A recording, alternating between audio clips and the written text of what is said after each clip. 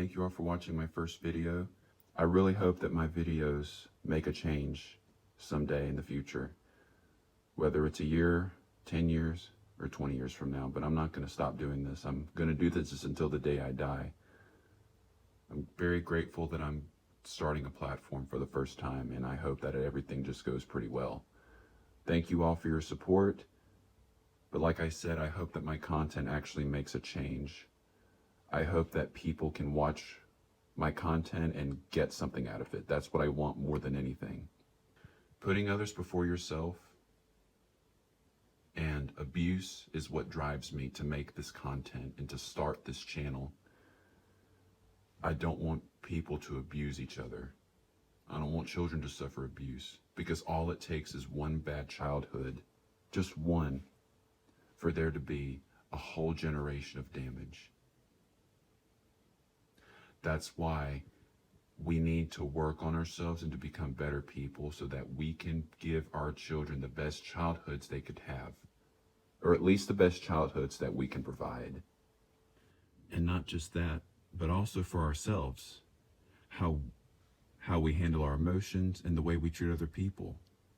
The better we get, the better our relationships might be. At least a better person will be in that relationship. We can't speak for that other person. But if everyone is self-improving, then both sides are doing something right. And both sides have a lot to offer as far as treatment and fairness goes, and whatever else. Improvement is an all-around package. That's why self-improvement is absolutely vital, and it is the most effective thing we could ever do. That is why it is so unproductive and such a waste of time to point your finger at someone else. That's the point I tried making in my first video about gender activism, along with everything else and how gender activism I feel is done in a wrong way. It all goes back to the fact that we are not holding ourselves accountable first. We are trying to blame others. We're trying to make something of ourselves by blaming others. And it's not working.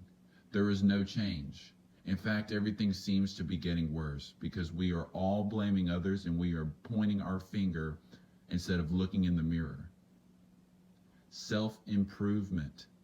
The word self implies you.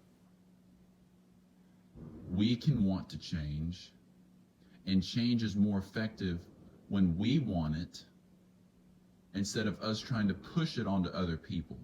That's why gender activism really just seems to be a way to just kind of show off the hypocrisy and show how one gender has it worse than the other. That's all it is. That's all it really seems to be. There's no self-improvement there. There's no self-criticism. Why is self-improvement so important? I think I've said this already. The better we treat others, the better we treat ourselves, the better we regulate our emotions, the better we are psychologically, the better we are at socializing, the better we are as people overall. But the overall message here, self-improvement helps us. It helps us because it has an effect on everyone. It helps us.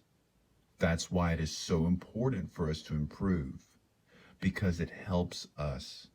It helps the world. We treat children, others, and ourselves better.